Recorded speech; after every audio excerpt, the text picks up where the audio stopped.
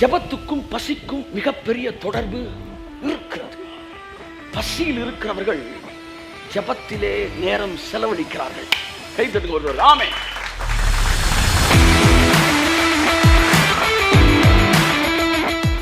பசி அழகான ஒரு உணர்ச்சி. அது நீங்கள் இன்னும் இளமையாகத்தான் இருக்கிறீர்கள் என்பதை உங்களுக்கு ஞாபகப்படுத்திக் கொண்டே இருக்கிறது.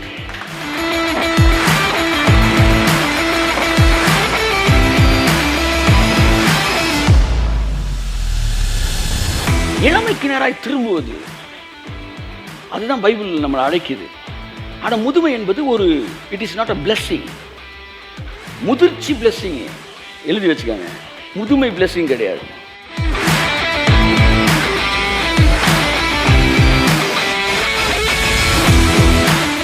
ஞாயிறு ஒரே வார்த்தை சொன்னாரு, பசியும் நான் தான், உணவும் நான் தான். such a wonderful God. அவர் தான் நம்ம பசி, அவர் தான் நம்ம உணவு.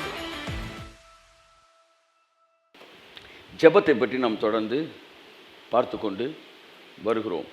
ஜெபிக்க முடியாததன் காரணம் அப்படின்னு ஒரு விஷயத்தை பார்க்க போகிறேன். பசி ஆரோக்கியத்தின் அடையாளம் என்கிற தலைப்பில் இன்றைக்கி நான் பேச விரும்புகிறேன். எல்லாம் சொல்லுங்கள், பசி. ஆமென். பசி எல்லாம் சொல்லுங்கள். பசி ஆரோக்கியத்தின் அடையாளம். கை தட்டுங்க ஒருத்தவருக்கு. ஆமென். என்னைக்கு பசி குறையுதோ அன்னைக்கு உங்களுக்கு வயசாக ஆரம்பிச்சிருச்சுன்னு அர்த்தம். என்னைக்கு ஆவிக்குரிய வாழ்க்கையிலையும் பசி குறையுதோ அன்னைக்கு உங்கள் வளர்ச்சி நிற்குதுன்னு அர்த்தம். ஆவிக்குரிய வாழ்க்கைக்கும் வளர்ச்சிக்கும் மிகப்பெரிய ஒரு ரகசியம் என்னன்னா பசி. எல்லாம் சொல்லுங்கள், பசி. பசி என்பது ஒரு மிகப்பெரிய ஆசீர்வாதம். நீங்கள் தேவனோடு உண்மையில் தொடர்புடையவர்களாக இருப்பீர்கள் என்றால் உங்கள் பசி நாளுக்கு நாள் கூடிக்கொண்டே இருக்கும். கையை தட்டுங்க ஒருத்தவருக்கு. ஆமென். Price God. எப்போ ஜெபம் குறையுதுன்னா, இந்த பசி குறையுது பார்த்தீங்களா, அப்போ ஜெபம் குறையுது, ஸ்பிரிச்சுவல் ஆக்டிவிட்டீஸ் குறையுது, தேவனோடு இருக்கிற உறவு குறையுது. எப்போ இந்த பசி கூடுதோ அப்போல்லாம் கடவுளோடு இருக்கிற உறவு கூடுது பாருங்கள். இதான் பைபிள் மயக்கம் அப்படின்னு சொல்லுது. என்ன மயக்கம்? அதுக்கு பேர் ஐஸ்வர்யத்தின் மயக்கம். அதை பற்றி நான் பேசுகிறேன் பின்னாடி. ஐஸ்வர்யத்தின் மயக்கம். இப்போ இந்த ஐஸ்வர்யத்தை பற்றி நான் நிறையா பேசுகிறேன். அதில் நெகட்டிவாக நீங்களும் பேசுகிறது இல்லையா அப்படின்னு கேட்டால், பைபிளில் ஏறக்குறைய 1200க்கு மேலாக பணத்தை பற்றிய பைபிள் பேசியிருக்கு. புதிய ஏற்பாட்டிலையும் வசனங்களை பற்றி 1200க்கு மேலே பைபிள் இதை பற்றி பணத்தை பற்றி பேசுது. இயேசு பரலோகத்தை பற்றி பேசியதை விட கொஞ்சம் நெஞ்சு வெளியே வர்றவங்களாம் இருதய பலவீனமானவங்களாம் கொஞ்சம் ஆமாம் காதை பொத்திக்காங்க. ஏன்னா ஸ்தேவான் பிரசங்கிக்கும் போது காதை பொத்திக்கிட்டாங்களாம், கேட்கவே மாட்டோம் அந்த செய்தின்னு. அது பரிசேயத்தின் ஆவி அது. ஸோ நிறையா பேர் நம்ம காதை பொத்திக்குவாங்க, கேட்க மாட்டோம் அப்படின்னா அந்த கேரக்டரை கனெக்ட் பண்ணிக்கணும், அவன் யார் அப்படின்னு. இப்போ இயேசு பரலோகத்தை பற்றி பேசியதை விட பணத்தை பற்றி பேசியது அதிகம். அப்போ என்ன சொல்ல வரீங்க சார்? பணம் ரொம்ப தேவை, பணம் முக்கியம், பணம் அப்படி பேசினாரா? அதை மட்டும் பேசலை. பணத்தை பற்றி பேசினார்னா பணத்தை சம்பாதிக்கிற பற்றி மட்டும் பேசலை, பணத்தை எப்படி சம்பாதிக்கணும், பணத்தை எங்கே வைக்கணும், கையை தட்டுங்க, பணத்தை எப்படி டீல் பண்ணணும், பணத்தில் எவ்வளோ உண்மையாக இருக்கணும், ஊழியத்தில் எப்படி, அதாவது பணத்துக்காக செய்கிற வேலைகளில் எப்படி உண்மையாக இருக்கணும், பிஸ்னஸில் எப்படி, எல்லாத்தையுமே பணம் கனெக்ட் பண்ணி பைபிள் மட்டும் 1200 வசனத்துக்கு மேலே பேசுதான் த ஹோல் பைபிள். புதிய ஏற்பாட்டில் இயேசு பணத்தை பற்றி அதிகமாக பேசியிருக்கிறார். அப்போ நான் ஐஸ்வர்யத்தை பற்றி பேசுகிறேன் அப்படின்னா, ஐஸ்வர்யம் ஒரு ஆசீர்வாதம் என்பது மட்டுமல்ல, ஐஸ்வர்யத்தை சரியாக கையாளவிட்டால் வருகிற ஆபத்தையும் சேர்த்து நான் பேசுகிறேன். ஸோ ஐஸ்வர்யன்ற பெரிய சப்ஜெக்டில் ஐஸ்வர்யத்தின் ஆபத்துகள்னு ஒரு லிஸ்ட்டை எடுத்துருக்கிறேன். அதில் ஒன்று ஐஸ்வர்யத்தின் மயக்கம். ஐஸ்வர்யம் ஒரு மயக்கம் வரும், பசி என்ன செய்யும், போகும். அது யாருக்கு அந்த மயக்கம் வரும் அப்படின்ற பேசுகிறேன். எல்லாருக்குமே வராது. கையை தட்டுங்க தான் இருக்குது. 16 வயசில் எனக்கு பயங்கர பசி இருந்துச்சு.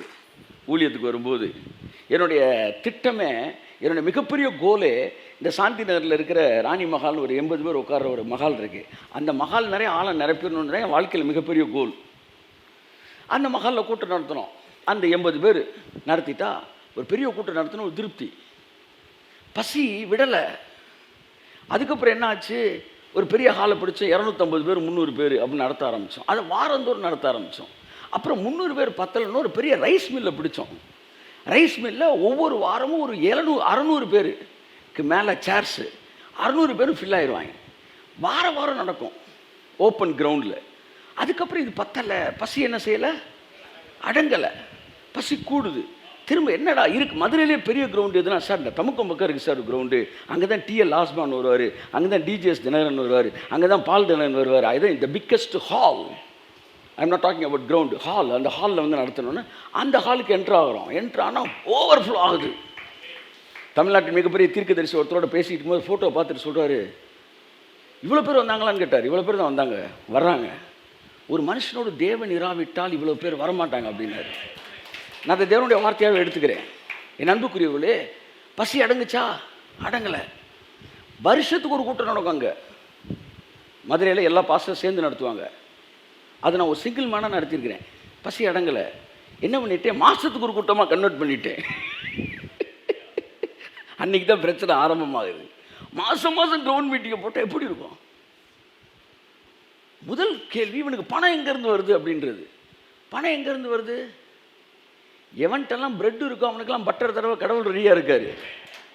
எவனுக்கு திட்டம் இருக்கோ அவனுக்கு பணம் கொடுக்க பரலோகம் ரெடியாக இருக்கு. ஆகவே திட்டங்கள் வைத்திருக்கிறவர்கள். ஆனால் அடிக்கடி சொல்லி எனக்கு இன்னைக்கு ஒரு வேன் தேவைன்னா வேன் தந்துடுவார். ஃப்ளைட் எனக்கு தருவார்னு எதிர்பார்க்க மாட்டேன். ஆனால் என்னைக்கு எனக்கு ஃப்ளைட்டு தேவையோ, ப்ரைவேட் ஜெட்டு தேவையோ, அன்றைக்கி எனக்கு ப்ரைவேட் ஜெட்டு வரும். இயேசுவின் நாமத்தில். உண்மைக்கு இன்றைக்கே இல்லை அப்படின்னு நான் சொல்லவா? உண்மைக்கு இன்றைக்கே இல்லைன்னா இன்றைக்கி எனக்கு தேவையில்லை. ஒரு நாள் கார் எனக்கு வாங்கு, நான் வேணும் நான் நினைக்காதப்ப கார் வந்திருந்தாலும் எனக்கு வைக்கிறதுக்கு எனக்கு ஷெட் இல்லை. காரை நிப்பாட்ட கூட எனக்கு இடம் இல்லை. ஏன்னா வீடே கார் ஷெட் லெவலில் தான் இருக்குது. ஒருவேளை காரை நிப்பாட்டினா எங்கள் தெருவே மறைக்கும். அப்படி தான் எங்கள் தெருவே இருக்குது. எனக்கு கார் அப்போ தேவையில்லை. அதனால் நான் காரை நானும் கேட்கல, அவரும் எனக்கு கொடுக்கல. ஆனால் என்னைக்கு எனக்கு கார் தேவைன்னு வந்துச்சோ அன்னைக்கு கார் வந்துருச்சு. அது உண்மைன்னா எனக்கு ஜெட்டு தேவைன்னா ஜெட்டு வந்துடும். நீ 100 டிரான்ஸ் படம் எடுத்தாலும் என் தலை முடியல ஒன்று கூட நீ பிடுங்க முடியாது. நீ 1000 டிரான்ஸ் படம் எடுத்தாலும் நாங்கள் டிரான்ஸ் இல்லை, நாங்கள் டிரான்ஸ்ஃபிகரேஷன் அங்கே இருக்கிறோம். நாங்கள் ஞானமானது அதன் பிள்ளைகளால் நீதி உள்ளது என்று ஏற்றுக்கொள்ளப்படும். ஞானம் வந்து எல்லாரும் ஏற்றுக்க மாட்டாங்களாம், அதனுடைய பிள்ளைகள் ஏற்றுக்கிறோமா. இயேசு சொன்னார், நல்லா கவனிங்க, யோவான் சனகன் சாப்பிடாம வந்தான். அதுக்கு என்ன சொன்னீங்க? அவன் பிசாசு பிடிச்சவன்டா. இங்கே பாரு, வெள்ளை ஜிப்பா போட்டுன்னு கேலி பண்ணீங்க. ஏய், இதே உலகத்தாண்டால்ரா கேலி பண்ணீங்க. நீங்கள் கேலி பண்ணீங்களே. ஜிப்பா போட்டு திடுறாங்க, மீசி எடுத்துட்டு திடுறாங்க, செருப்பு போடாமல் திடுறாங்க. அப்புறமேட்டு வேறு என்ன சொன்னீங்க? வந்து அவங்க கூட சேர்ந்த கழுத்தில் கார்ந்து இருக்கிறத கழட்டி விட்டுருவாங்க. நாட் ஓன்லி சிபிஎம், எல்லா பெண்டிகாஸ்டில் நீ கேலி பண்ண, வந்து எங்களை பார்த்து கேலி பண்ண. இன்றைக்கி என்ன சொல்கிற? ப்ரைவேட் ஜெட்டு வச்சுருக்காங்க. தட்டு கையை. அப்போ ஏன் சொல்கிறாரு? நீ வந்து சாப்பிடாம வந்தான் யோவான் ஸ்நானகன், அவனை பார்த்து அவன் பிசாசு பிடிச்சவன. நான் சாப்பிட்றாலாம் வந்தேன். மனுஷகுமாரன் போஜனபானம் பண்ணுகிறவராய் வந்தார். அவரை பார்த்து என்ன சொன்ன? போஜன பிரியன், மதுபான பிரியன் அப்படின்னு. இப்போ அடுத்த மேட்டருக்கு போகிறக்குள்ள எனக்குள்ள ஒரு சின்ன ஒரு டிப்ஸ் கொடுத்துட்டு போகிறேன். அப்போ இந்த சாக்ரிஃபைஸை பேசுகிறவங்கலாம் யோவான் ஸ்நானகன் சீஷர்கள், ப்ராஸ்பெரிட்டி பேசுகிறவங்களாம் இயேசுனார் சீஷர்கள். அப்படி டிப்ஸை கொடுத்துட்டு அப்படியே உள்ளே போவோம் நம்ம அடுத்து. இப்போ இயேசு என்ன சொல்கிறாரு?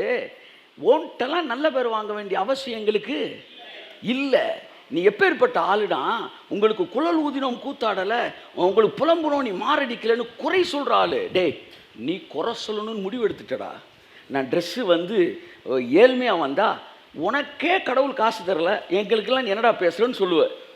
ஆனால் ஊழியக்காரன் ஆசீர்வதிக்கப்பட்டா, ஸோ இவர்கள் எல்லாம் இப்படி பேசிக்கிட்டே இருப்பாங்க. கடைசியாக ஒரு ஸ்டேட்மெண்ட்டை கொடுக்குறாரு, ஆனாலும் ஞானமானது அதன் பிள்ளைகளால் நீதியுள்ளதென்று ஏற்றுக்கொள்ள கையை தட்டு.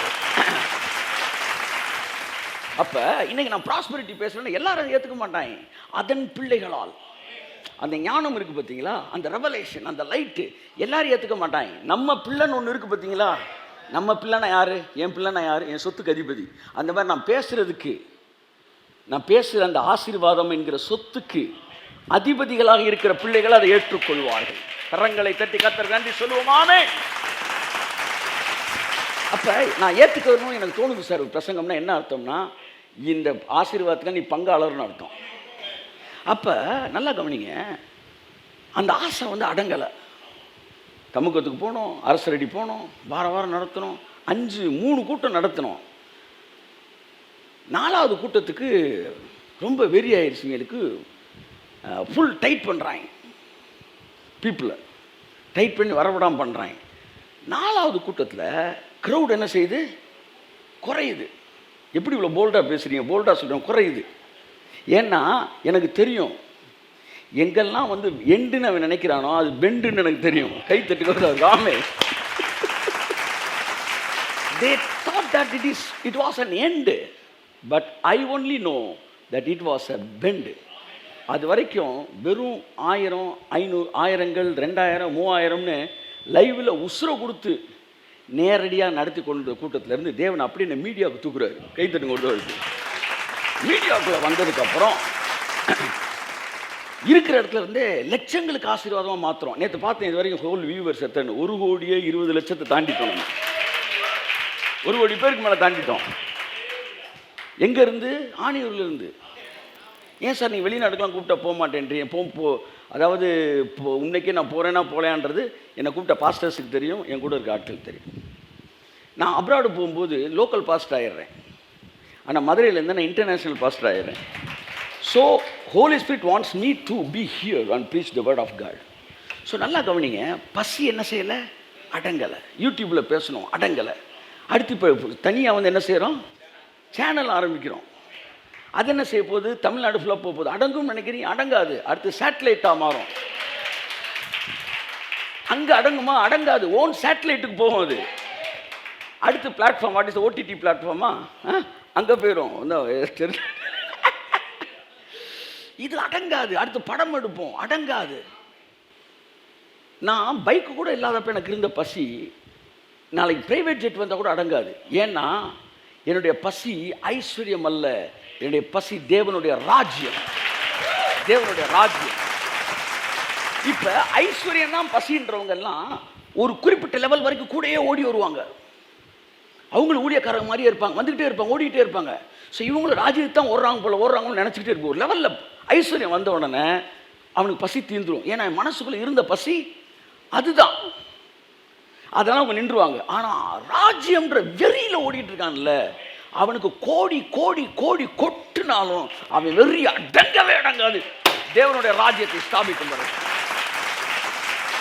இந்த பசி தான் இயேசுக்குள்ள இருந்துச்சு. இயேசு கிறிஸ்து நடந்த தூரம் மட்டும் ஆவரேஜாக எடுத்தா ஒரு நாளைக்கு 34 கிலோமீட்டர் நடந்திருக்காராம். 34 கிலோமீட்டர் பெர் டே ஆவரேஜாக அவரோட வாக்கிங் டிஸ்டன்ஸ். அப்போ என்ன வெறி அவருக்கு இருந்திருக்கும் பாருங்க. இரவெல்லாம் ஜெபம் பண்ணாராம். எவ்வளவு பசி இருந்திருக்குன்னு பாருங்க.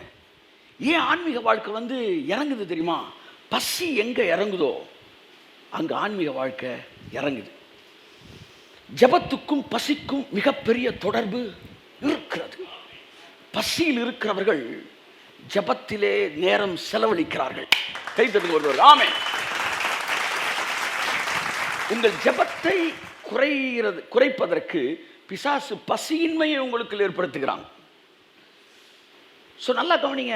முன்னாடி மாதிரி எனக்கு இப்போ ஜெபம் இல்லை சார்னா எங்கேயோ உங்களோட பசி தீவனம் அற்று போயிருக்கிறது. இன்னைக்கு இந்த பசியை பற்றி உங்கள்கிட்ட நான் கொஞ்சம் நேரம் பேச விரும்புகிறேன். ஜெபம் பாகம் 7. பசி ஆரோக்கியத்தின் அடையாளம். கையெழுத்துங்க ஒருத்தர், ஆமென். Price God. ஸோ இந்த பசி வந்து என்ன செய்யுது? நமக்குள்ளே இருக்க டென்ஸில் பேசுகிறோம், ஜோம் பண்ணுறோம், வந்து ஊழியம் பண்ணுறோம், நைட் அண்ட் டே என்ன செஞ்சுக்கிட்டு இருக்கிறோம், வந்து வேலை பார்க்குறோம். ஊழியத்தில் பண்ணுறவங்களை பற்றி பேசுகிறேன். இந்த பசியில் 3 வகையான பசி இருக்குது, நான் சொல்கிறேன். அதுக்கப்புறம் வயிற்று பசி, உடல் பசி, ஆன்மீக பசி, உலக பசி, 4 வித பசிகள் இருக்கிறது.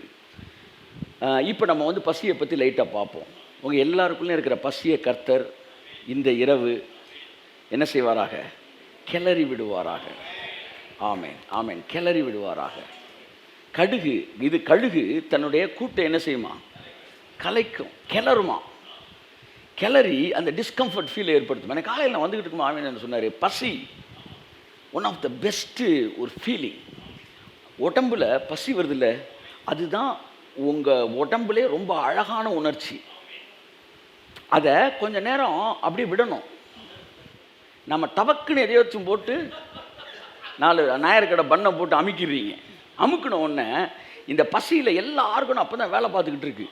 இது கிட்னி வந்து, அதாவது ஒரு ரூமை க்ளீன் பண்ணிட்டோம்னா அந்த ரூம் க்ளீன் ஆயிடுச்சுன்னா அடுத்து ஆட்டோமேட்டிக்காக நம்ம மனசு என்ன செய்யும், அடுத்த ரூமை க்ளீன் பண்ண போகும். ஆனால் இந்த ரூம்லேயே குப்பையை போட்டுக்கிட்டே இருந்தால் அந்த ஒரு ரூமையே க்ளீன் பண்ணிகிட்டு இருப்போம். இந்த வயிற்றில் சாப்பாடை போட்டுக்கிட்டே இருந்தோடனே இந்த ஆர்கன் எல்லாம் இந்த வந்த சாப்பாடை கரைச்சி விடுறதுலே நேரம் செலவழிக்குது. அதனால் கண்ணை போய் ஒரு தடவை வந்து ஓவர் ஆயில் பண்ண வந்து காதை ஒரு தடவை போய் சர்வீஸ் பண்ண. இதுக்கு இந்த ஆர்கன்ஸுக்கு நீங்கள் விடுறதே கிடையாது. நீங்கள் சாப்பிட்டதில் இருக்கிற விஷயத்தை பிரிக்கிறதுக்கே கிட்னிக்கு நேரம் சரியாக போயிடுது. உங்கள் சட்னியை வந்து தேங்காய் சட்னியை வந்து பிரித்து போடுறதுக்கே கிட்னிக்கு வேலை சரியாக இருக்குது. ஒரு நேரம் சாப்பிட்றாந்தோன்னு கிட்னி என்ன செய்யுது, ஆஹா இன்னைக்கு தேங்காய் சட்னி வரல, இட்லி வரல, என்ன செய்யலாம், ரத்தத்தை சுத்திகரிப்போம் அப்படின்னு சுத்திகரிக்குது. கையெழுத்து. அப்போ அதுக்கு கொஞ்சம் கேப்பு விடணும். கேப்பு விட்டிங்கன்னா எல்லா ஆர்கனுமே இப்போ எக்ஸ்ட்ரா ஒர்க் இல்லைன்னு பழைய இருக்கிற விஷயத்தை ரெனியூ பண்ணுது. அப்போ பசி வந்து பாடியோட இளமை என்ன செய்யுது, அப்படியே ரெனியூ பண்ணுது. ஒரு மனுஷன் உயிர் வாழ்றதுக்கு ஒரு நேரம் நல்லா சாப்பிட்டா போதுன்றாங்க. That is what nourishing food, வந்து நீடட் ஃபுட்டு. இந்த ப்ளீஸிங் ஃபுட்டுன்றது தான் இப்போ நம்ம சாப்பிட்டுக்கிட்டு இருக்கிறோம். ஃபுட்டில் வந்து நிறையா ஃபுட்டு சொல்கிறாங்க. அந்த மாதிரி வந்து நம்ம வந்து பாடிக்கு தேவை ஒரு நேரம் சாப்பிட்டாலே நல்ல. அப்போ அந்த பாடி ஒரு பசியிலே இருக்கும்போது உங்கள் இளமை என்ன செய்கிறதுனா அப்படியே ரெனியூ ஆகிட்டே இருக்கு. பசி அழகான ஒரு உணர்ச்சி. அது நீங்கள் இன்னும் இளமையாகத்தான் இருக்கிறீர்கள் என்பதை உங்களுக்கு ஞாபகப்படுத்தி கொண்டு இருக்கிறது. நான் சரீர பசியை பற்றி சரீரத்தில் இருக்கிற வயிற்று பசியை பேசுகிறேன். பாருங்கள், எல்லா பசியுமே உடல் பசி, வயிற்று பசி, இது ரெண்டுமே இளமையில் இருக்கணும் தான் வருது. வயசாகி போச்சுன்னா உடல் பசியும் வர்றதில்லை, வயிற்று பசியும் வர்றதில்லை. அப்படின்னா வயசாயிருச்சுன்னு அர்த்தம். ஆனால் இளமையாக இருந்தால் அந்த வயிற்று பசி என்ன செய்கிறது, எடுக்கிறது. அந்த வயிற்று பசி வந்து அதை கொஞ்சம் நேரம் அப்படியே விடணும். விடும்போது என்ன செய்யுது, உங்கள் பாடியவே ரெனியூ பண்ணிக்கிட்டு இருக்காது. இதைத்தான் இயேசு சொன்னார். லூக்கா 6ஆம் அதிகாரம் 21ஆம் வசனம் வாசிப்போம். இப்பொழுது பசியாய் இருக்கிற நீங்கள் பாக்கியவான்கள், திருப்தி அடைவீர்கள். இப்பொழுது அழுகிற நீங்கள் பாக்கியவான்கள், இனி நகைப்பீர்கள். கையை தட்டுங்க ஒரு தடவை, ஒரு ஆமென். பசியாய் இருக்கிறவர்கள் பாக்கியவான்கள். கையை தட்டுங்க ஒரு தடவை, ஒரு ஆமென். Price God. இங்க எந்த பசியை தேவன் பேசுறாரு, ஆன்மீக பசியை பேசுறாரு. அந்த பசி இருக்கு பார்த்தீங்களா, அந்த பசி இருந்துச்சுன்னா நீ ஆசீர்வதிக்கப்பட்டவர்கள். என்றைக்கு ஜெபம் குறைந்தது, என்றைக்கு வேத வாசிப்பு குறைந்தது, என்றைக்கு ஒரு ஊழியனுடைய வாழ்க்கையில ஊழியம் குறைந்தது, பசி குறைந்ததுனாலே இன்னும் தேவை இன்னும் தேவை இன்னும் தேவைன்னு ஊழியக்காரன் பேசிக்கிட்டே இருந்தான்னு வச்சுக்காங்களேன், அவனை புரிஞ்சுக்கிறாதவன்லாம் அது சரியில்லாத ஊழியம்னுவான். ஆனால் பைபிள் அவன் தான் சரியான ஊழியக்காரன். ஏன்னா போட்டதெல்லாம் செரிச்சுக்கிட்டே இருக்கிறான். இப்போ கொடைக்கானலில் ஒரு பெரிய வந்து கேம்ப் சைட்டு, கொடைக்கானல் ஒன்று பிளான் பண்ணுறோம். அதுக்கு லேண்டுக்கு நான் ஜனங்கள்கிட்ட வரப்போகிறது கிடையாது, பில்டிங்க்கு தான் நேராக வரப்போகிறேன். லேண்டுக்கு வந்து மினிஸ்ட்ரி அது தன்னுடைய வேலையை அது பார்த்துக்கொள்ளும், சட்டம் தன் கடமையை செய்யும் மாதிரி அது பார்த்துக்கிறோம். ஏன்னா ஏற்கனவே லேண்டுக்குன்னு பேசிட்டோம், அதனால் 2ஆம் மாதிரி லேண்டுக்கு போகிறல. இப்போ கொடைக்கானலில் வந்து இன்டர்நேஷ்னல் பீப்புள் வர்றதுனால அங்கே வந்து ஒரு பெரிய வந்து கேம்ப் சைட்டு வந்து ரெடி பண்ண போகிறோம். அப்படி ஒரு கேம்ப் சைட் ரெடி ஆயிடுச்சுன்னா கொடைக்கானல் தி பிக்கஸ்ட் ரிசார்ட் அப்படின்னா நம்ம ரிசார்ட்டாக தான் இருக்கும். ஆமென். இப்படி தொடர்ந்து அடுத்து அடுத்து அடுத்து உங்கள் பசி போயிட்டே இருந்துச்சுன்னா நீங்கள் சரியாக ஆரோக்கியமான ஊழியத்தில் இருக்கிறீர்கள்னு அர்த்தம். ஷபராபாலாதீரமேன. பசியாக இருக்கிறவர்கள் பாக்கியவான்கள், அவர்கள் திருப்தி அடைவார்கள். பசி என்பது ஆரோக்கியத்தின் அடையாளம். உங்கள் வாழ்க்கையிலே ஆன்மீக பசி பெருகும்போது அது ஜெபத்திற்குள் உங்களை வழிநடத்துகிறது. நீங்கள் இன்றைக்கி ஜெபத்தில் குறைஞ்சிருக்கீங்கன்னா ஒரே ரீசன், உங்களோட பசி என்ன செஞ்சிருச்சு, அப்படியே குறைஞ்சிருச்சு. இப்போ பைபிள் வந்து என்னவா, சாப்பாடு அப்படின்னு இருக்கு, ஆவியானவர் தண்ணீர் அப்படின்னு இருக்கு, வசனம்தான் பசியாற்றும் உணவு, பிரசனம்தான் தாகம் தீர்க்கும் தண்ணீர். அப்போ இயேசு சொன்னார், மார்க்கில் வேற மாதிரி சொல்கிறார் அழகா, மத்தேயுல நீதி நிமித்தம் பசி தாகம் உடையவர்கள் பாக்கியவான்கள், அவர்கள் திருப்தி அடைவார்கள். நீங்கள் நிறைய பேருக்கு இந்த கிட்னி பிரச்சனை வந்தாலும், சுகரு, ஒரு சில வியாதிகளுக்கு மஞ்சள் காமாலை, இப்படி சில வியாதிகள்லாம் இருக்குது. இதெல்லாம் வந்துருச்சுன்னா முதல் தாக்குதல் என்னவா இருக்கும்? பசிக்காது. இப்போ நிறைய பேருக்கு மஞ்சக்காமலை வந்திருக்கு, ஆவிக்குரிய மஞ்சக்காமலை. அதனால் பசி எடுக்க மாட்டேங்குது. பசி எடுத்தால் தேவனுடைய வார்த்தையை அப்பத்தை என்ன செய்ய ஆரம்பிப்போம்? நிறையா சாப்பிட ஆரம்பிப்போம். ஒரு காலத்தில் அவ்வளோ சாப்பிடுவோம் சார், இவ்வளோ சாப்பிடுவோம் சார் அப்படின்னு சொல்கிறீங்களே, பசி இருந்துச்சு. த பிரசன்ஸ் ஆஃப் காட், அது மேலே ஒரு தாகம் இருந்துச்சு. இந்த மாலை நேர செய்தியின் ஒரே ஒரு நோக்கம், உங்கள் பசி அளவு எப்படி இருக்கிறது என்பதை நீங்கள் புரிந்து கொண்டு, ஆண்டவரே என்னுடைய பசியை அதிகரிக்க கிருபை செய்யும். ஆவின் ஒரே ஒரு வார்த்தை சொன்னார், பசியும் நான் தான், உணவும் நான் தான். Such a wonderful God. அவர் தான் நம்ம பசி, அவர் தான் நம்ம உணவு. அப்போ அந்த பசி, வியாதி வரும்போது பசி நின்றுது. ஆவிக்குரிய வியாதிகளால் தாக்கப்பட்டவர்கள் பசி இல்லாமல் இருக்கிறார்கள். அல்லது ஒரு ஒரு முதிர் வயதுக்குள்ளே வருகிறவர்கள், முதிர் வயதுன்னு சொல்கிறத விட வயசாயிட்டவங்க, அவங்களுக்கும் பசி என்ன செஞ்சிருது? போயிடுமா. வயசாயிருச்சுன்னா பசி போயிடும். ஆவிக்குரிய வாழ்க்கையில் உங்களுக்கு வயசாயிருச்சுன்னா, இல்லை பசி இல்லைன்னா உங்களுக்கு வயசாகி போச்சுன்னு அர்த்தம். அது நீங்கள் அங்கீகரிக்க மனதாக இருந்தால், இல்லை நான் அங்கீகரிக்க முடியாதுன்னா அப்போ பசிக்கு நீங்கள் வரணும். இந்த வாலிபர்கள் தரிசனங்களை காண்பார்கள். பசி எப்போ வரும்னா, எப்போ விஷன் வருதோ அப்போ பசி வந்துடும். வாலிபர்கள் தரிசனங்களை காண்பார்கள். ஆவியானவர் ஒரு நாள் சொன்னார், தரிசனங்களை காண்கிறவர்கள் வாலிபர்களாக இருப்பார்கள் அப்படின்னாரு.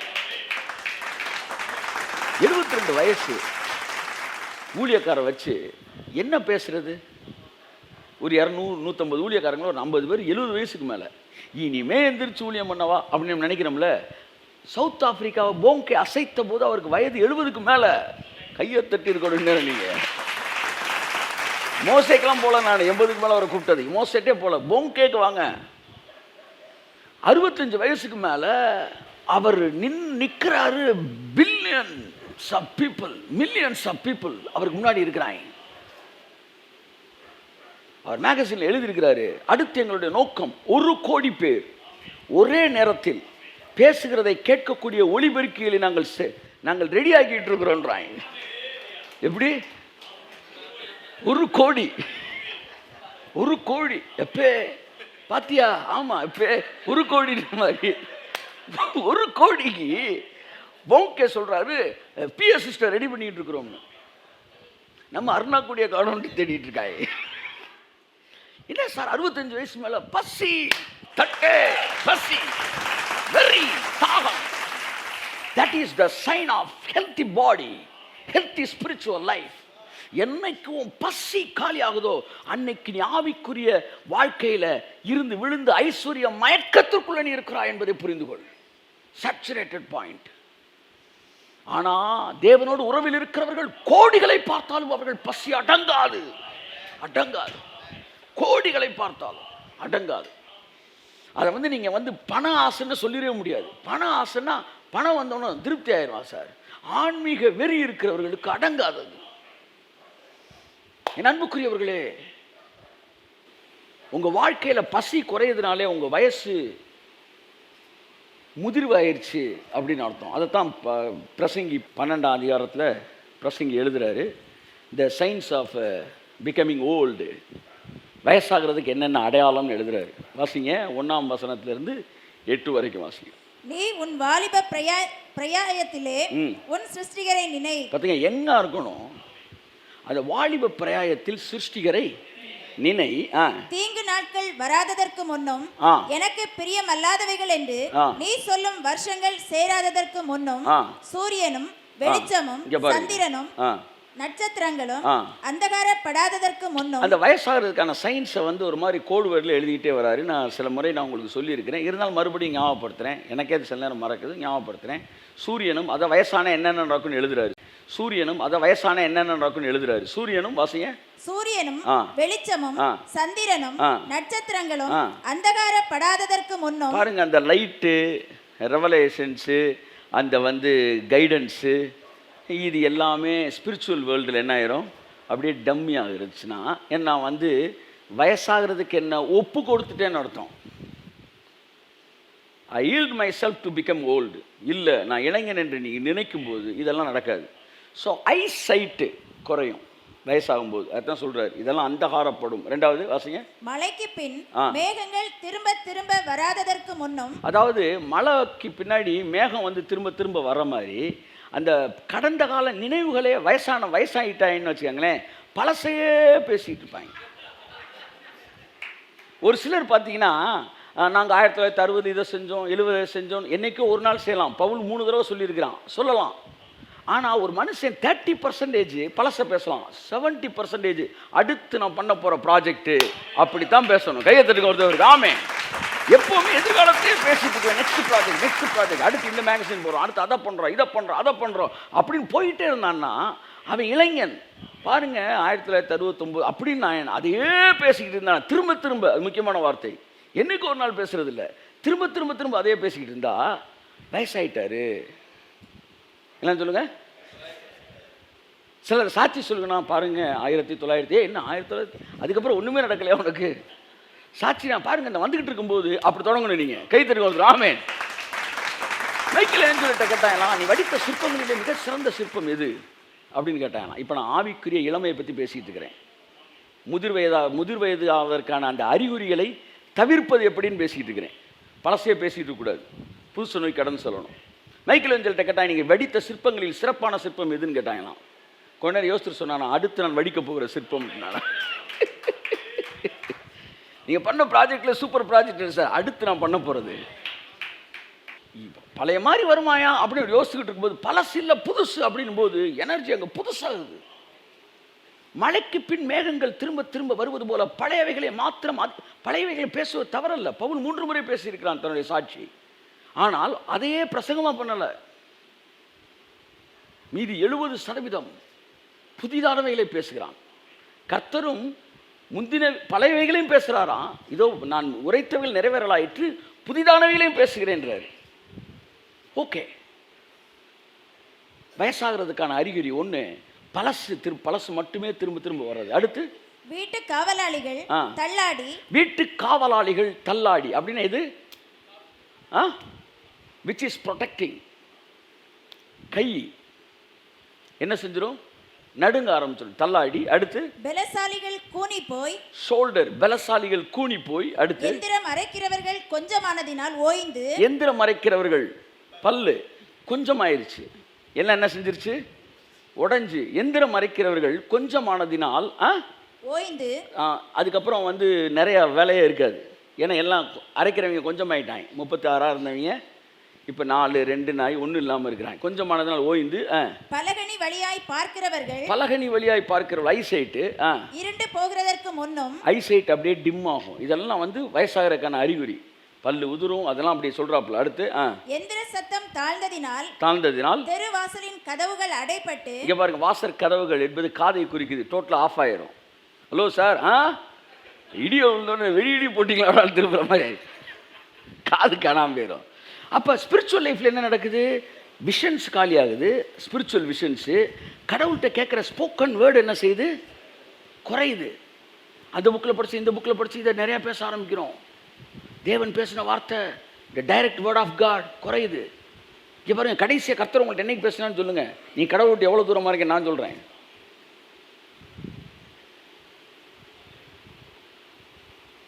தேன் கூட்டிலிருந்து ஒழுகிறது தேன். இந்த காது அடப்படுறதுனாலே ஏலிக்கு என்னாச்சு, கண்ணு இருள் அடைஞ்சிச்சு. ஸ்பிரிச்சுவல் லைஃப்பில் வந்து உங்களுக்கு, அதாவது முதிர்ச்சின்னு சொல்லக்கூடாது, இதை முதிர் வயதுன்னு கூட சொல்லக்கூடாது, நல்ல வார்த்தை. வேற என்ன சொல்லலாம், வயதாவதன் அறிகுறிகள். வயது கிளடாவதின் அறிகுறிகள். ஆவிக்குரிய கிளடாவது எப்படி? அடுத்து வாசிங்க. குருவியின் சத்தத்திற்கும் எழுதிருக்க வேண்டியதாகி கீதவாத்திய கன்னிகைகள் எல்லாம் அடங்கி போகாததற்கு முன்னும் மேட்டுக்காக அச்சம் உண்டாகி வழியிலே பயங்கள் தோன்றி வாதுமை மரம் பூ பூத்து. வாதுமை மரம் என்ன செய்தா? மண்டை ஃபுல்லா என்ன செஞ்சது? கிரே ஆயிட்டு. வாதுமை மரம் பூ பூத்து. அடுத்து வெட்டுக்கிளியும் பாரமாகி பசி தீவனமும் அற்று போகாத. கையத்தட்டு பசி தீவனம். இதான் பேசுறேன், 5வது வசனம் நினைக்கிறேன். பசி தீவனம் அற்று, அதாவது பசி எடுக்காது. அப்படின்னா பார்ட்டி வந்து முடிஞ்சு போச்சுன்னு அர்த்தம். பால்ல தொடங்குறாங்க, திரும்ப பால்ல முடிகிறாங்க. அதான் டாக்டர் சொன்னாங்க, பால் வந்து ஒரு மோசமான ஒரு ஒரு பானம். ஒருத்தனை கொல்றதுக்கு தான் அதை பயன்படுத்துகிறாங்க. பால் என்பது நமக்கு வந்து மாடு வந்து கண்ணுக்குட்டிக்குன்னு செஞ்ச ஒரு விஷயம். அதை எடுத்து நம்ம திருடி குடித்து அது நிறையா சயின்ஸ் வேறு மாதிரி போயிட்டுருக்கு. சரி, அதை விட்டுருவோம் நம்ம. இப்போ என்னென்னா, பசி தீவனம் அற்று போயிடும். இதெல்லாம் உங்கள் ஆவிக்குரிய வாழ்க்கையில் நீங்கள் வந்து வயசாயிட்டீங்க, வயசானவங்களுக்கு வர அறிகுறி அது உங்களுக்கு வந்துச்சுன்னா கொஞ்சம் யோசிச்சுக்காங்க. இப்போ எனக்கு இப்போ கண்ணு தெரியலைங்க அப்படின்னு என்னங்க அர்த்தம்? எனக்கு வயசாயிருச்சுன்னு அர்த்தம் கிடையாது. வயசான பிறகு நடக்க வேண்டிய ஒன்று இப்போயே நடக்குதுன்னா எனக்கு வியாதி வந்திருக்குன்னு அர்த்தம்.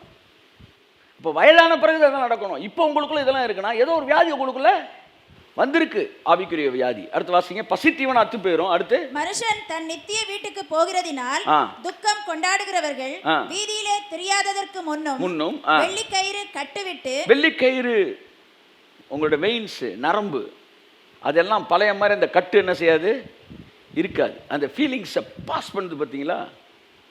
சின்ன பிள்ளைய வந்து லைட்டாக நீங்கள் ஒரு சின்ன ஒரு குண்டூசியை வச்சு காலில் குத்துலாம், சர்ன்னு தலைக்கு போகும்.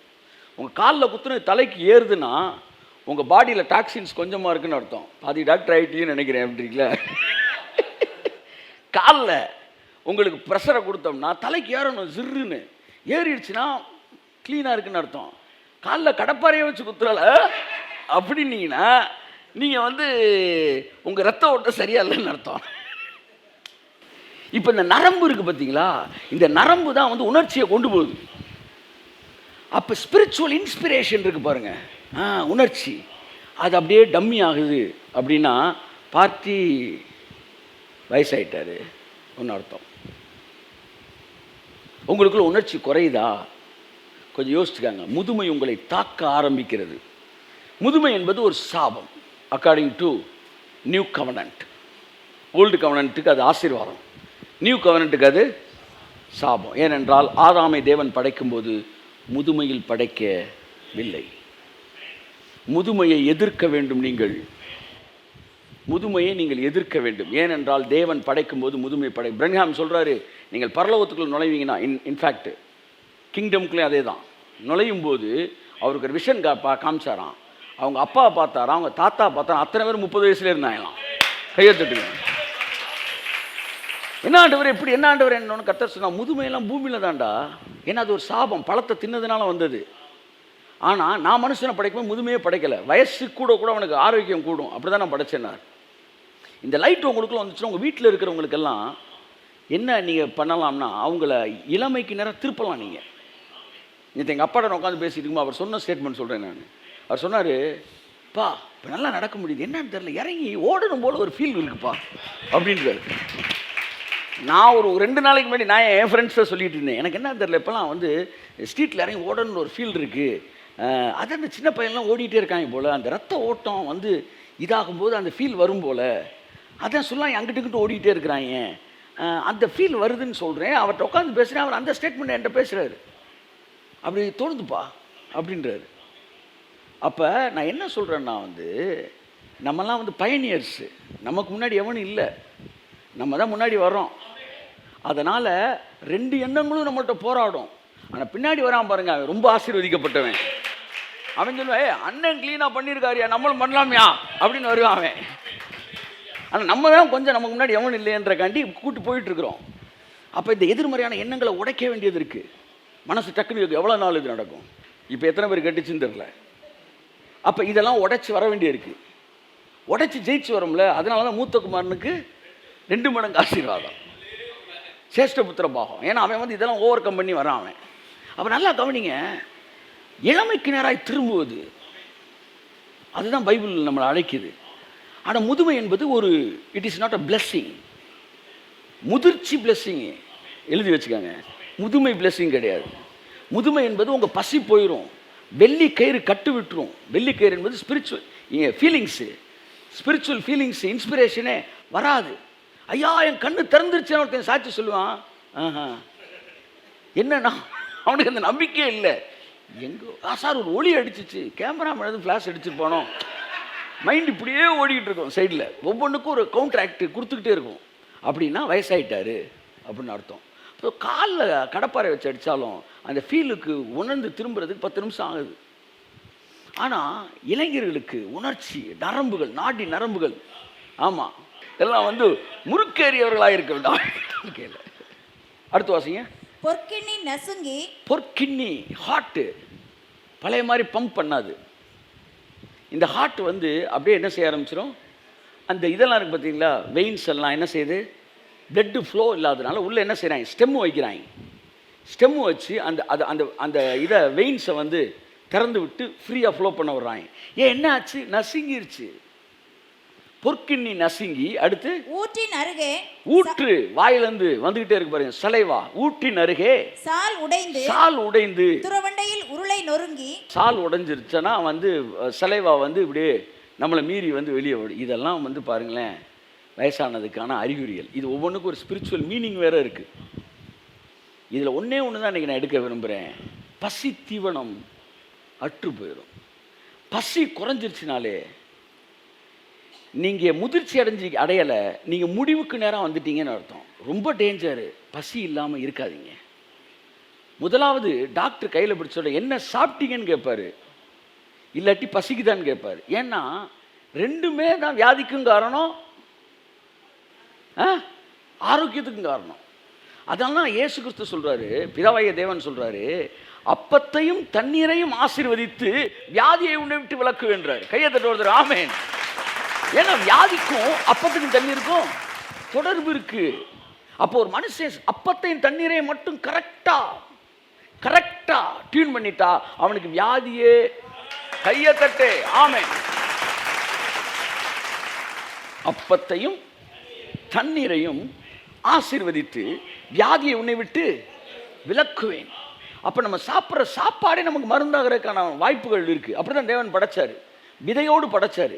ஆனால் பாழாய்ப்போன பிசாசின் பிள்ளைகள் சீட்லெஸ்ஸை கொண்டு வராங்க, வந்து பர்கரை கொண்டு வராங்க, பீஸாவை கொண்டு வராங்க. இதெல்லாம் எந்த காட்டில் விளைஞ்சிச்சு? எந்த காட்டிலையும் விளையலை. அதான் ஒருத்தர் கேட்டார் வந்து வாட்ஸ் தட், வந்து எப்போ இது ஆரம்பிச்சிச்சுன்னா உழுகிறதுக்கு டிராக்டரை கொண்டு வந்தாங்கல்ல, அப்போவே வீழ்ச்சி ஆரம்பிச்சிருச்சான். பார்லிமெண்ட்டில் பேசிகிட்டு இருக்காங்க, இனிமேல் வந்து என்னது மாடுக்கு பதிலாக டிராக்டர் எடுத்துக்குவோம். டிராக்டர் வந்து மாடு வந்து 5 மணி நேரம் செய்ய டிராக்டர் 1 மணி நேரத்தில் செஞ்சிடும் அப்படின்னு ஆகலாம். அப்போ ஒருத்தர் கேட்டார், அறிவுள்ள ஒரு டிராக்டர் சாணி போடுமான்னு கேட்டாராம். நிலத்துக்கு என்ன முக்கியம்? சாணி முக்கியம்ல, உழுகிறது மட்டும் முக்கியம் இல்லைல்ல. அப்போ மாடு தான் சாணி போடும், டிராக்டர் சாணி அங்கேருந்தே உங்களுக்கு ஃபாலிங் ஆரம்பிக்குது. ஸோ இப்போ மறுபடியும் ஒரு பெரிய அவேர்னஸை கடவுள் இப்போ கொடுக்குறாரு. 1000 வருஷ அரசாட்சி இப்போ நடந்துக்கிட்டு இருக்கனால என்னென்னா மக்கள் ஃபுல்லாக ஆர்கானிக்கு திரும்புகிறாங்க. கைத்தட்டுங்க. ஒரு பெரிய உலகம் முழுவதும் ஒரு பக்கம் வெஸ்டர்ன் கண்ட்ரீஸில் பீஸா பர்கர்னு தின்னுட்டு இப்படியே போயிட்டு இருக்கிற நேரத்தில் இன்னொரு பக்கம் உலகத்தில் தேவன் தம்முடைய கரத்தை அசைத்து உலகம் முழுவதும் ஆர்கானிக் நேரம் திருப்பிக்கிட்டு இருக்கிறார். இன்னைக்கு பயங்கரமான உலகத்தில் கடந்த எந்த வருஷத்துலையும் இல்லாத அளவு மனிதன் இயற்கை உணவுக்கு திரும்பி கொண்டிருக்கிற காலம் இங்கே. அப்படின்னா என்ன அர்த்தம்னா தேவன் ஏதேன் தோட்டத்துக்கு நேரம் மக்களை திருப்பிட்டு இருக்கிறார். 1000 வருஷ அரசாட்சி எஸ்டாப்ளிஷ் ஆகிட்டு இருக்குன்னு அர்த்தம். இயற்கை உணவு சம்பந்தப்பட்ட எந்த பிஸ்னஸ் தொடங்கினாலும் இந்த காலகட்டத்தில் தொடங்குறவனெல்லாம் கோடீஸ்வரன் ஆகிறதுக்கு கர்த்தர் திட்டம் வச்சிருக்கிறார். கர்த்தரோட பிளான் இருக்குது. அதனால் வந்து கல்டிவேஷன்ஸ் அது இதுக்குள்ளே உள்ளே என்ட்ரு ஆயிருங்க. ஏன்னா அது 1000 வருஷ அரசாட்சி கனெக்ட் ஆனது. மறுபடியும் நான் விஷயத்துக்குள்ளே நம்ம கடந்து செல்வேன் அன்புக்குரியவர்களே.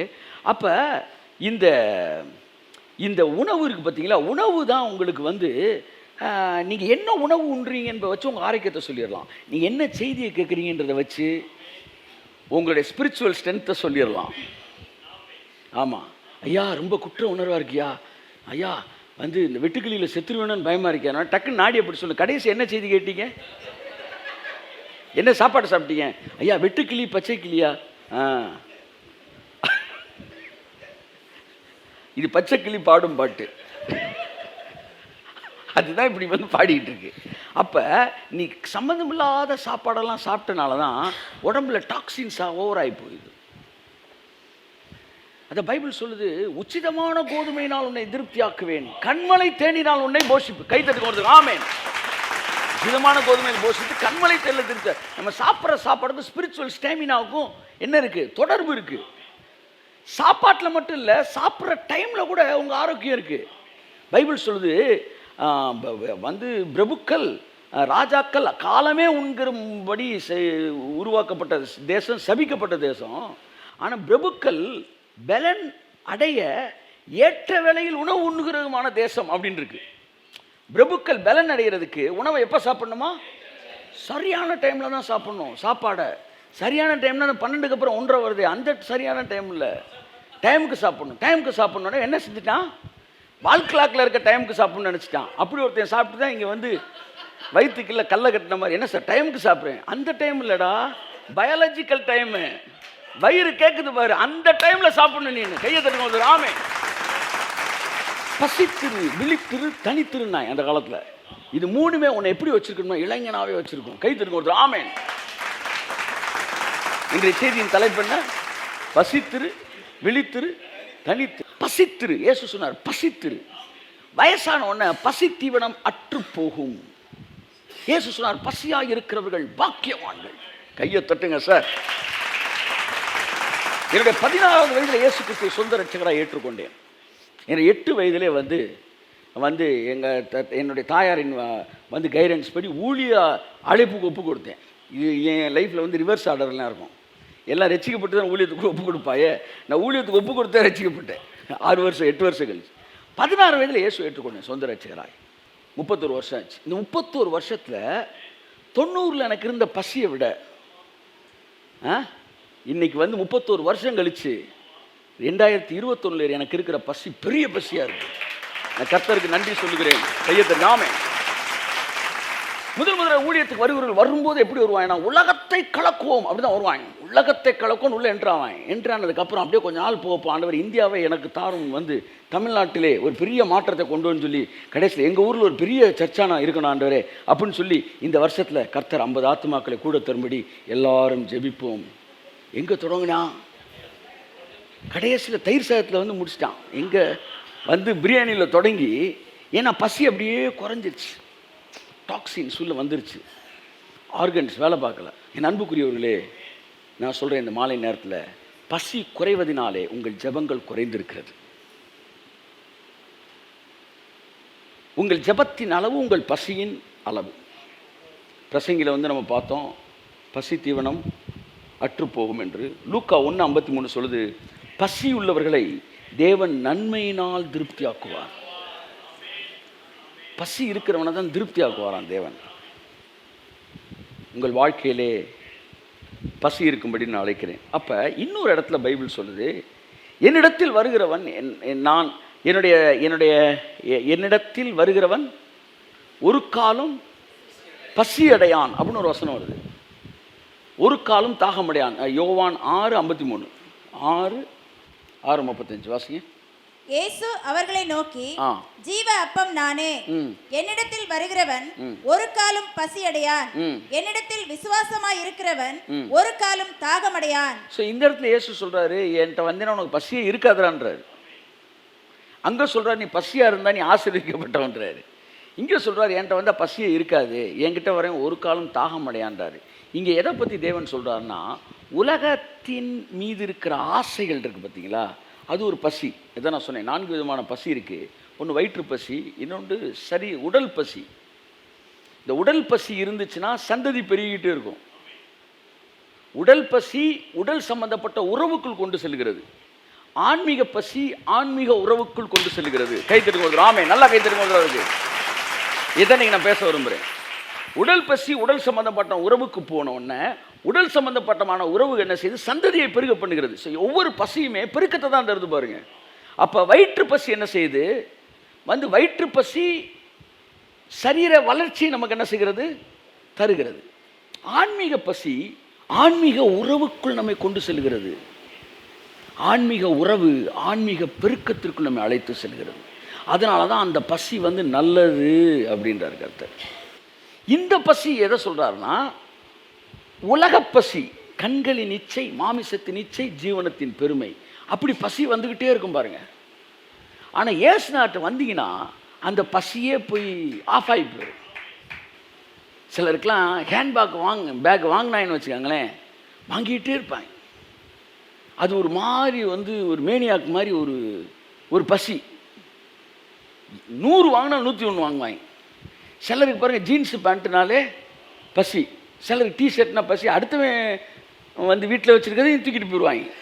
அது யார் அடிக்கடி சொல்லிகிட்டே இருக்கு, யாரும் சொல்ல மாட்டேங்குது, எடுத்துகிட்டு போயிடுறாங்க. இது ஒரு பசி. இது 50 ரூபாய்க்கு விற்றாலும் வாங்கிடும், 5000 ரூபாய்க்கு விற்றாலும் வாங்கிடும். அது என்னென்னா ஒரு அடிக்ஷன், ஒரு வெறி.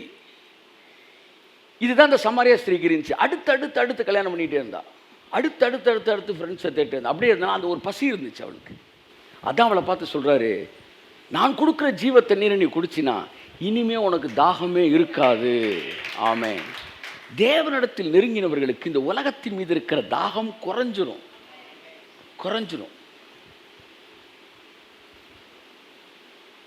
மற்றவங்க 100 விதமாக யோசித்துக்கிட்டு இருக்கும்போது உங்களுக்கு அந்த எண்ணங்களே வராது. அப்படின்னா என்ன அர்த்தம்னா, நீங்கள் ஆஃப் ஆகிட்டீங்க, உங்கள் பசி உலகத்துலேருந்து குறைஞ்சிருச்சு. அதனால தான் பாருங்க, நகையில் ரொம்ப இன்ட்ரெஸ்டாக இருக்கிறவங்க எல்லாம் கடவுள்கிட்ட நெருங்கின உடனே டப்புக்குன்னு ஆஃப் ஆகி போட்டுருவார். ஆஃப் ஆகணும்னு என்ன செஞ்சிடுவாங்கன்னா நகைவே கழட்டி போட்டுருவாய். என்ன சார் கழட்டிட்டீங்க அப்படின்னா, அப்போ நகை போடுறது பசி இல்லை. யார் நகையில் ரொம்ப இன்ட்ரெஸ்டாக இருக்காங்களோ அவனுக்கு டப்புன்னு சுவிட்ச் ஆஃப் பண்ணி விட்டுருவார். அதனால சாதாரணமே போயிட்டுருக்கு. ரொம்ப ட்ரெஸ் பண்ணிக்கிட்டு இருக்க டக்குன்னு வச்சுப்பாவை போட்டு விட்டுருவார். போதும், ரொம்ப பசி ஓவராக இருக்கு உனக்கு, வீட்டில் வாங்கின ட்ரெஸ் வைக்கவே இடம் இல்லாமல் இருக்குது, இனிமேல் எப்போவுமே வெள்ளையும் சொல்லையுமா.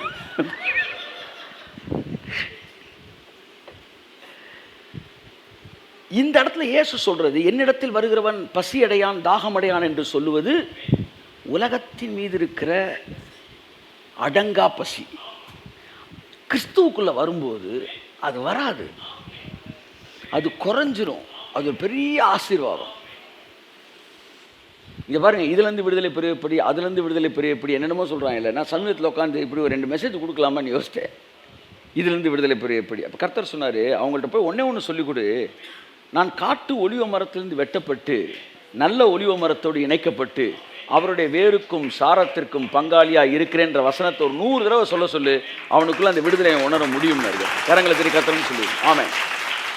நீ உணர்ந்து 100 நம்பர் 100 லீகலிஸ்டிக்காக எடுத்துட வேண்டாம். 100 இந்த சென்ஸு நீங்கள் அதை உணர்ந்து பல முறை சொல்ல ஆரம்பிக்கும் போதே நீங்கள் உங்கள் ஜென்ம சுபாவத்திலிருந்து டிஸ்கனெக்ட் ஆகுறீங்க. உங்களுடைய பழக்க வழக்கங்கள் இந்த வந்த எதிர்மறையான காரியங்களும் கூட நீங்கள் நல்ல ஒளிய மரத்தோடு இணைக்கப்பட்டபடினால் அதிலிருந்து வருகிற வேருக்கும் சாரத்துக்கும் பங்காளி ஆகி, வேதம் சொல்லி அவருடைய சாரத்தை நான் இறங்க பண்ணுவேன். அந்த விஷத்தை இறங்குற மாதிரி நம்முடைய கேரக்டர்ஸில் இருக்கிற டாக்ஸின்ஸ் எல்லாம் இறக்கிடுவாராம். கிறிஸ்துவ வாழ்க்கை ரொம்ப எளிமையானது. It is so simple, but it is made complicated by the preachers only. அது பிரசங்கிக்கிறவர்கள் தான் அதை கடுமையாக்கினாங்க. நீங்கள் இந்த ஜபத்தை போடுங்க, அந்த ஜபம் அப்படி பண்ணுங்க, இப்படி பண்ணுங்க, சப்பாத்தியை பரட்டி போடுங்க, குப்புற போடுங்க, மடித்து போடுங்கன்ற மாதிரிலாம் ஒன்றும் கிடையாது. நான் காட்டு ஒளிய மரத்தில் வெட்டப்பட்டேன்.